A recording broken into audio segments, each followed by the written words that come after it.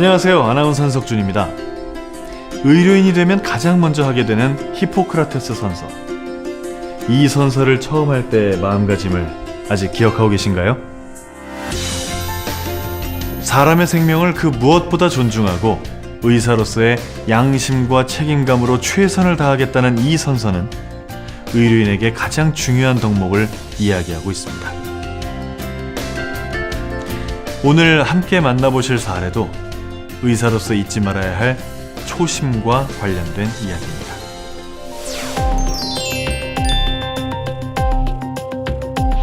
심부전, 고혈압, 당뇨 등의 증상으로 몇 년간 치료를 받고 있던 환자 A씨. 의료진은 기존의 질환에 대해 외래 진료를 한 후 의약품을 추가 처방했습니다. 이뇨제 A를 하루 1회에서 2회로 증량했고 이뇨제 B를 추가한 것인데요. 그런데 추가 처방 후 A씨는 가슴이 먹먹하고 답답한 증상을 호소했고 의식을 잃고 쓰러져 응급실에 내원했으나 결국 사망했습니다. 이 사례는 의약품 처방 전후에 사전 검사나 약 특성에 대하여 면밀하게 검토하지 않아서 발생한 사고입니다. 이뇨제처럼 고칼륨 혈증을 유발할 수 있는 약제는 투여하기 전에 반드시 사전 검사를 해야 합니다. 또한 약물 복용 중에 발생할 수 있는 이상 증상이나 의약품으로 인해 발생할 수 있는 위험성을 의약품을 투여하기 전에 미리 설명하여서 환자가 투약에 대해 스스로 결정할 수 있도록 해야 합니다.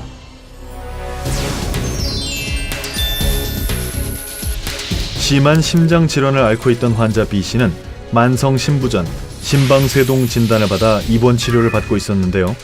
담당 의사는 B씨의 심장 질환 악화와 함께 추가로 폐색전증이 우려되어 정확한 상태 파악을 위해 CT 조영술을 시행했습니다. 그리고 다음날 환자 B씨는 구토와 설사, 그리고 가슴 통증을 호소하기 시작했는데요.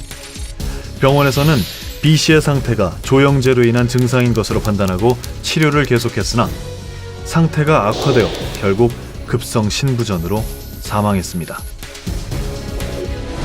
이 사례는 조영제 부작용으로 인해 발생한 사고인데요. 담당 의사는 조영제를 투여하기 전에 과거 병력, 현재 복용 중인 약을 체크하지 못했습니다. 이런 경우에는 조영제 때문에 생길 수 있는 크고 작은 부작용을 미리 설명하고 수액 치료를 하는 등 예방 조치가 필요하며 사후 관리도 철저히 해야 합니다. 지금까지 살펴본 사례들은 의료사고 예방과 관련해 큰 시사점을 주고 있습니다. 의료사고의 평균 10건 중 4건은 증상 악화, 진단 지연, 오진과 같이 기본 원칙을 지키지 않아 발생합니다. 그렇다면 이 같은 의료사고를 사전에 방지하려면 어떻게 해야 할까요?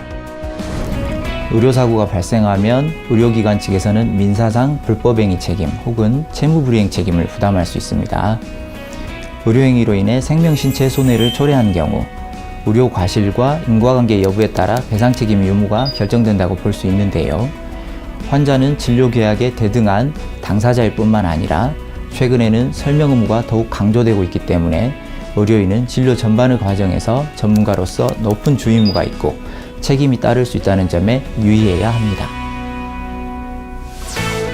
의료사고 예방을 위한 수칙. 표준 진료 지침을 준수합니다.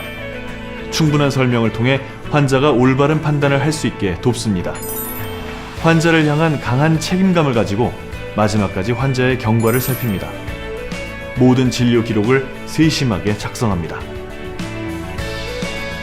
의료사고 예방은 기본을 지키고 원칙에 충실할 때 시작된다는 것 꼭 기억해 주시기 바랍니다.